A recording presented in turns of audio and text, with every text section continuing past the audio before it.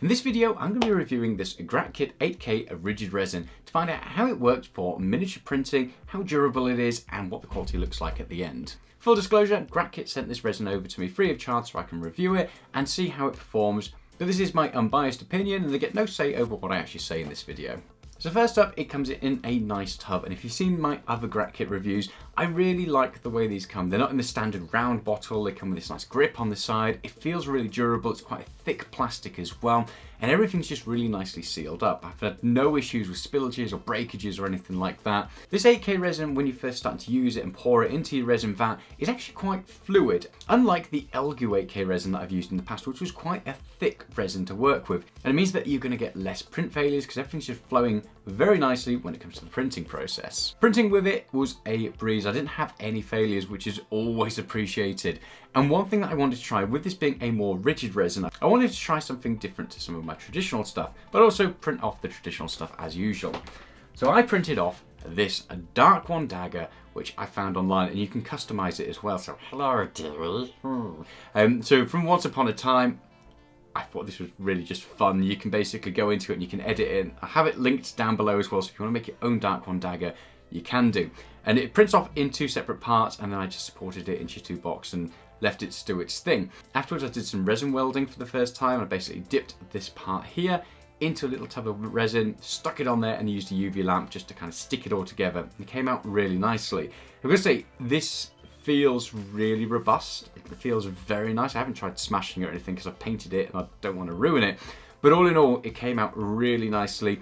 There's not particularly too many layer lines or anything like that. There's no warping. It's a very straight piece as well, so I didn't have any shrinkages or anything like that, which I was looking for. So all in all, it prints off things like this very nicely, which is always a bonus. The other things that I was printing off were things like this mini kill team terrain that I've been doing for my 15mm project. And again, it captures detail really, really well. It all came off very, very nicely.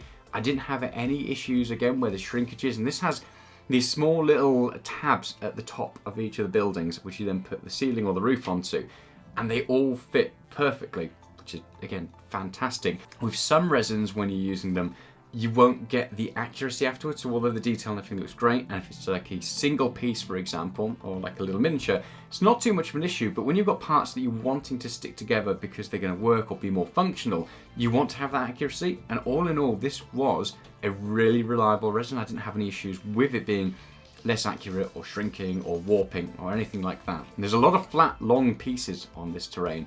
I didn't have any issues with it being bent or warped when it came off the printer. And I also printed off this piece by Arc Games, just so that way I could test out something that was bigger, but also had a lot of intricate detail.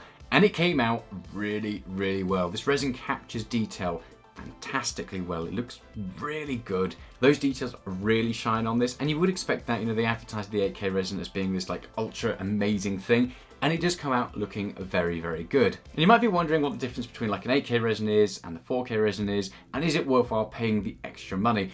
And to be honest, my overall conclusion whenever it comes to testing 8K resins is there's a tiny little bit of difference when it comes to the 8K resin. It does capture just ever so slightly more, but it's not enough to justify the higher price, in my opinion anyway, versus something like my ABS-like resins that I tend to always go to. If you're printing off something that does require more detail, because it can be a larger print, for example, or it's a bust or something like that, then they're worthwhile paying that little bit extra for, because you do get that little bit more detail. So if you want the best of the best in terms of detail, 8K resin is worthwhile checking out. Now, moving on to how durable it is.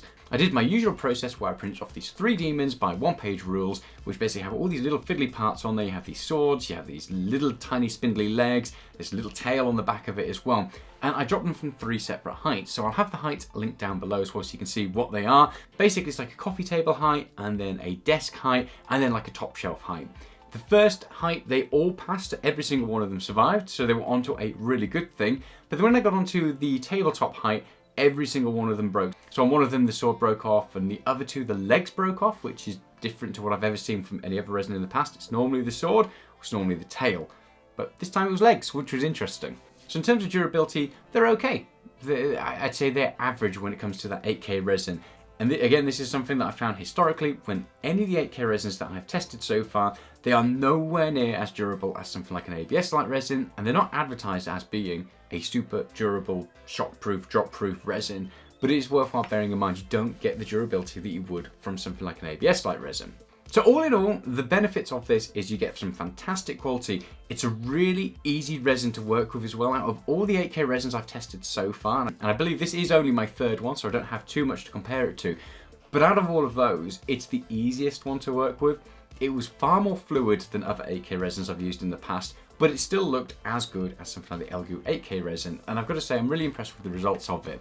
The thing that lets it down, of course, is the durability. It doesn't have the durability that something like the ABS-like resin has, but it certainly seems to be that a little bit more accurate on the larger prints when it comes to putting them together afterwards. I didn't have as much shrinkage as I would find on something like an ABS-like resin that I've used in the past. So I hope that helps you in your buying decision. If you're looking for an 8K resin, out of the ones I've tried so far, it's a really good one. It's definitely up there. Certainly seems rigid, not necessarily as durable as I would like. But in terms of things like the accuracy, the detail, actually working with it on the printer, I really enjoyed it. It was a really good experience. So all in all, I would recommend it, but just consider what you actually want. Do you want that really top-notch quality because it can be something that's a bigger print that you're going for?